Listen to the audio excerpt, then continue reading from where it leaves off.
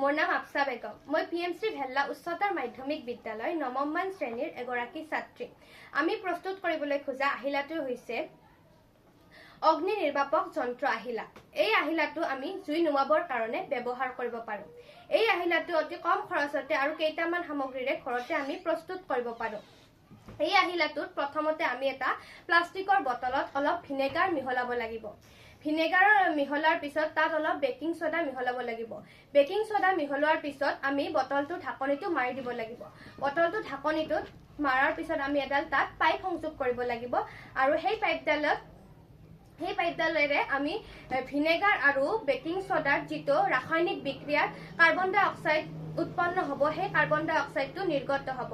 আৰু তেনেধৰণে আমি যেতিয়া কৰবা জুইৰ ওচৰলৈ আমি সেই পাইপডাল লৈ যাম, ধৰি ললো আমি এডাল মমবাতিৰ ওচৰলৈ সেই পাইপডাল লৈ গ'লো, তেতিয়া সেই পাইপডালৰ পৰা ওলোৱা ধোঁৱাই সেই মমবাতিখিনি জুইকুৰা নুৱাবলৈ সক্ষম হ'ব। আৰু এনেদৰে আমি অতি সহজতে ঘৰতে অগ্নি নিৰ্বাপক যন্ত্ৰ আহিলা প্ৰস্তুত কৰিব পাৰোঁ আৰু হঠাতে লগোৱা জুই নুমাব পাৰোঁ। ধন্যবাদ।